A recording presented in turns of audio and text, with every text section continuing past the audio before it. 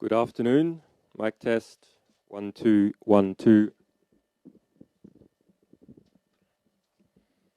What's time?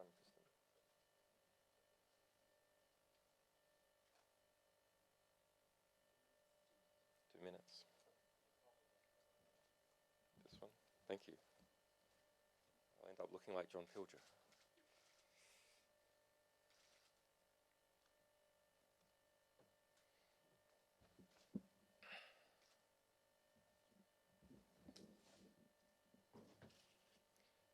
So we just have 1 minute to go, but I'll just quickly introduce how we'll do this. Press conference will go for approximately 1 hour. About the first 25 to 30 minutes of that will be a presentation and statements. The remaining half hour will be questions. I will speak first about the subject. There are 2 subjects that we are covering here today. Kristen will look in detail in relation to one of those subjects, and Bernd Fix from the Wauhallen Foundation in Berlin will also cover the German angle of one of those subjects. All of us will be available for questioning, and if you can address your questions not to one of us, but rather just suggest the question in general, and the person who is most able to answer it will answer. Okay.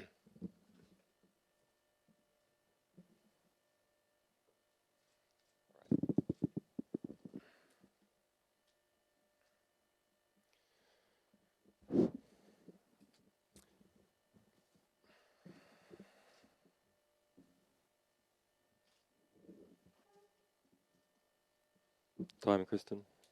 Time. Okay.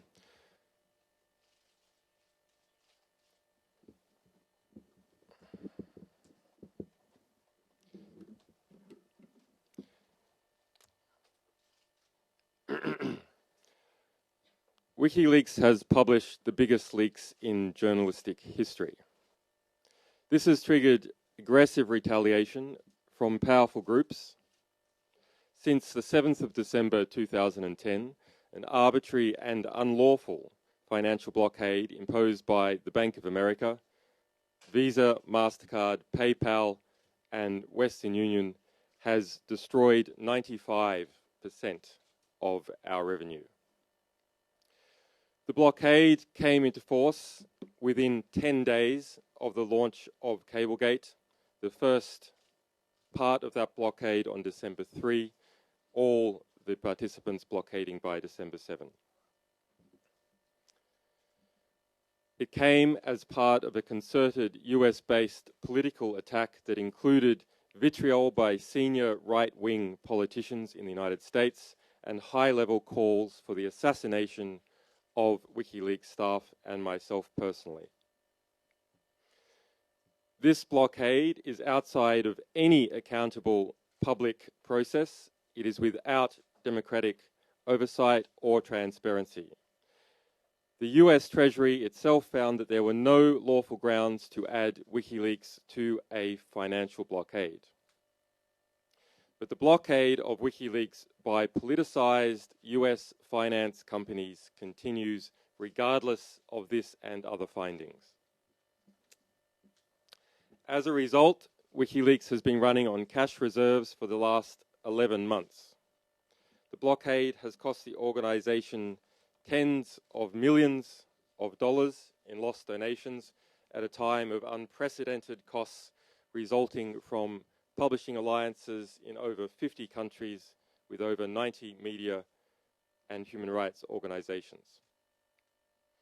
Our scarce resources now must focus entirely on fighting this unlawful financial blockade. If this financial attack stands unchallenged, a dangerous, oppressive, and undemocratic precedent will have been set, the implications of which go far beyond WikiLeaks and its work.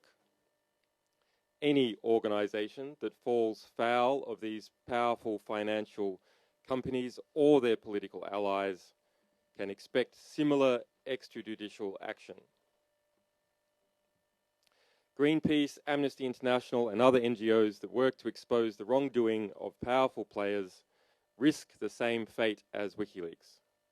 If publishing the truth about war is enough to warrant such aggressive action by Washington insiders, all newspapers that have published Wikileaks materials are on the verge of having their readers and advertisers' payments blocked entirely.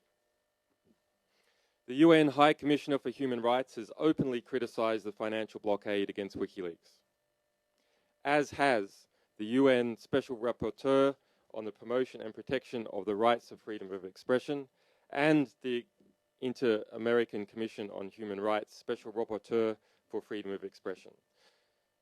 This blockade erects a wall between us and our supporters, preventing them from affiliating with and defending the cause of their choice.